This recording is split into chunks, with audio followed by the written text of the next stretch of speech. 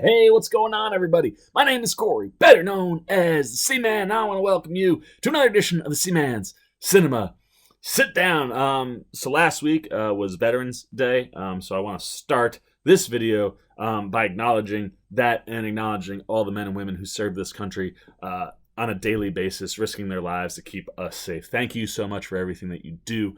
I don't think any amount of words or gratitude can truly express what it means to us to have you guys out there serving and protecting us, because it takes a very, very, very special individual to do that job. And I know I am not one of those people. You try to put a gun in my hand, send me out into war, I'd probably be one of the first ones sent back in the box. So the fact that we have men and women who willingly choose to do so people like myself don't have to, thank you so much. And I start there because the movie I went and saw for President's Day last week was a war movie, and I love war film. One, I just love the historical elements of films like that, but also to truly appreciate what these men and women go through on a daily basis. Sometimes the only way you can, because you're not going to physically ever live it, is to do it through the movies. And war film now does such a good job of putting you right in that spot where you're feeling a fraction of what the real people are feeling, but enough where you can understand how dangerous, how scary it is out there. And this movie certainly does that, man. It puts you right smack dab in the cockpit, and you sit there and go, well, two things coming out of this movie. I really don't think I ever understood what dive bombers did. You do by the end of this film, and it's wild, and I have such a greater appreciation for it. But it also lets you know, man, like, especially, back in like the Pearl Harbor time, which is where this movie takes place, if you were in the air in a plane, the danger, just sheer luck you have to survive out there. This movie really lets you know that as much skill as there is a bit of luck to survive in something like this. And oh man, the stakes are huge when you're in that, and it's one of those times where you're just like, thank God there were people that would do that, because no, thank you, not for me. So I'm gonna stop rambling. Once again, thank you to the men and women that serve this country. Now I want y'all to pull up a chair, man, take a seat. We're getting ready to dive in, spoiler free, into Midway. That's right, man.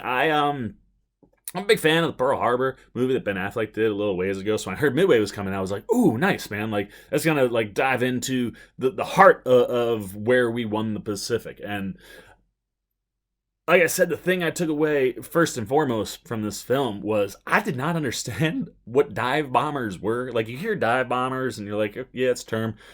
They drop bombs. This movie really makes you understand how, like, the amount of bullets that fly at these planes is insane. Like, you're talking about a plane whose job it is to just literally nosedive toward their target while all these other boats and things out on the water are shooting at you, and then drop your payload and pull up at the last second to blow it up.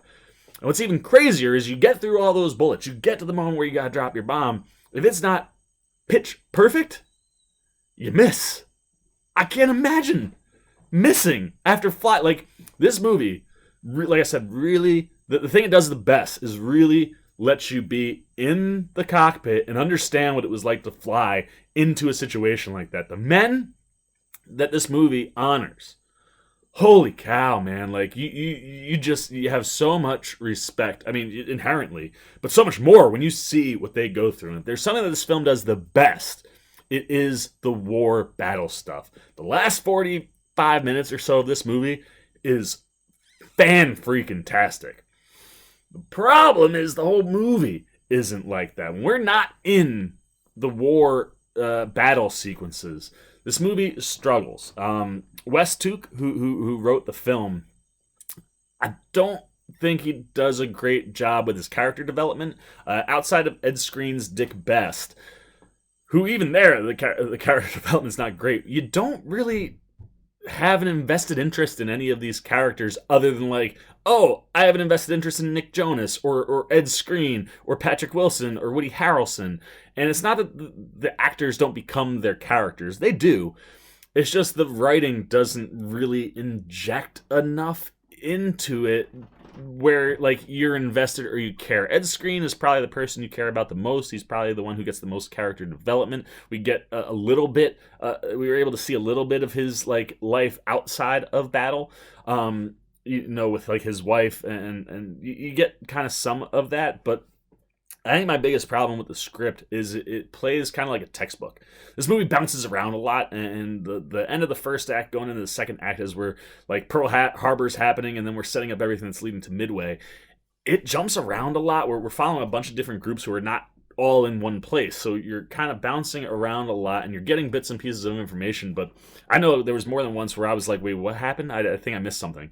It doesn't really do that stuff great, and it's a little disappointing because I think this movie could have been great because the battle stuff and the war stuff and the action sequences are phenomenal, man. Roland Emmerich, who's directing here, wow, like I said, he really puts you in the cockpit with these pilots, and you understand, like I said, like the luck you have to survive a dive bombing mission, and the skill that you have to survive a dive bombing mission. And Dick Best, what he did, and he's kind of a loose cannon. He flies with a reckless abandon, and that kind of works for him. And that's the other thing. I think a lot of the stuff with the planes were really cool. There's a moment where like the aircraft carrier isn't getting enough wind, so the runway's too short to create enough lift. Stuff like that I was fascinated by. The intelligence stuff, albeit I got confused a couple times, I was really, really interested in that. Patrick Wilson's character, Edwin Layton, was like our head intelligence officer, and he didn't push hard enough, which kind of didn't lead to us preventing Pearl Harbor, so we had to push even harder to make sure that we could win the Battle of Midway and figure out that it was Midway. And he works with Joseph Roquefort, who's played by Brennan Brown. He's kind of like his top intelligence guy who can break these codes with all these people who are just kind of locked in a basement somewhere, just intercepting all these Japanese messages and trying to translate and break the coding. And he's a little crazy, and he's wonderful. I thought Brennan Brown was just fantastic. Every time he was on screen, I was like, yes. But that I was super interested in that, and then obviously super interested in the battle stuff. The stuff that's not those things was kind of shaky at times, which is a little disappointing. But fortunately, this thing has a really good cast, and the cast does a really good job. I love Ed Skrein. I've been a big fan of Ed Skrein for a long time. I thought he does a great job as Dick Best outside of his accent. I think he's supposed to be from Jersey, but he's got kind of like a really bad New York, New Jersey accent. It gets better as the movie goes, but at the beginning, if you live in New Jersey, the New York, New Jersey area, I'm from Jersey, you kind of go, oh, I get you're British, Ed, but like, and coming from this area when those accents aren't great, it irritates you a little bit. But anytime he's not hyper animated and he's kind of toned down, it's not as bad. But he's really, really good, man. Like like I said, I've been a big fan of Ed Skrein for a long time, and he does a great job of like just letting you know who Dick Best is. One of the best in the air. Kind of reckless abandon though. Like his co-pilot's the guy who sits behind him in those fighter jets who, when you're being shot at from behind, is shooting to try to keep those planes off you. He got mentions at one point, he's like, you fly like you don't care if you come home or not. And that type of stuff was like, you scratch the surface. I was like, ooh, dive more into that. But it seemed like the movie was focused on trying to just tell the whole story and make sure we hit all the major points to acknowledge all the important players. And we do, man. We at the end of the movie, they do a really, really nice thing where you kind of go through all of our main characters, and it tells you like what they accomplished and where they went after that. I loved all that stuff. But if you're going to enjoy Midway, it's going to be the action sequences. The action's phenomenal. The visual effects are great. And it puts you right in the middle of it, where it's like you can understand and feel a fraction of what those people were probably going through, because you're not actually in the cockpit, but you get an idea like, whoa, like that's, talk about like you jump into one of those planes and you take off, you've got to be thinking that you're not coming back, or to a degree. And that stuff is really done quite well. But this cast is super enjoyable. Like I said, Ed Skrein's really good. I love Patrick Wilson. Woody Harrelson's in there. Luke Evans, Mandy Moore, Dennis Quaid, Aaron Eckhart, Nick Jonas, Keanu Johnson. It's a really, really strong cast, and I like watching them all perform on screen. It was just, I just listed a lot. There are a lot of characters, and they all don't get a ton of story time. So while I think the movie does its job in telling us the Battle of Midway, letting us understand from a historical perspective what happened, it nails that stuff. But I don't like my movies to feel like a textbook. I want to be invested, and I didn't get that. But you do get great performances, and like I said, if you're here for the Battle of Midway, last 40 minutes of this movie are spectacular. Visually, you're just like, whoa. And the other thing that this movie did that I thought was very interesting, and I'd be interested to see how it plays for different people.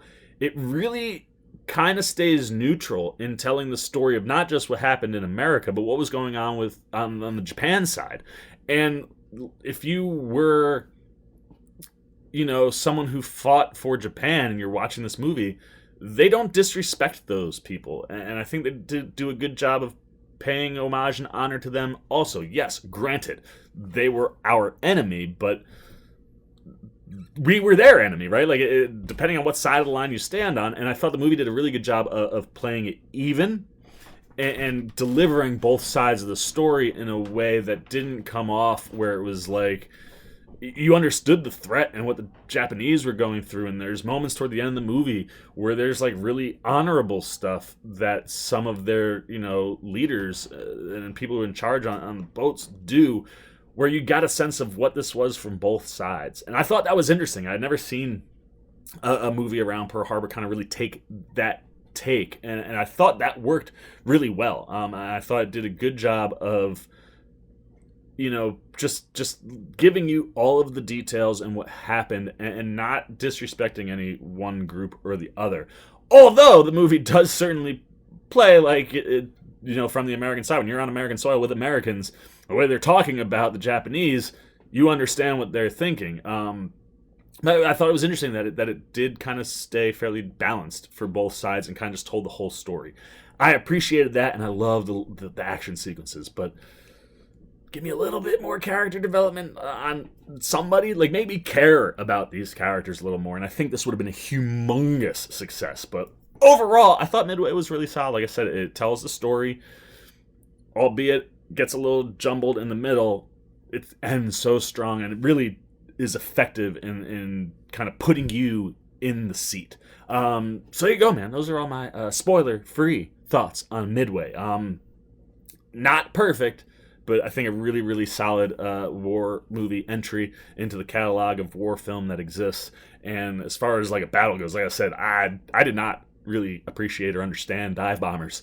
I do now, man, and especially Dick Best. What Dick Best did, I think he's one of two dive bombers to ever hit two carriers in one day. Oh man, the story, it's crazy, and the respect that you have to have for all the men who served at that time and what giving their lives to keep this country safe.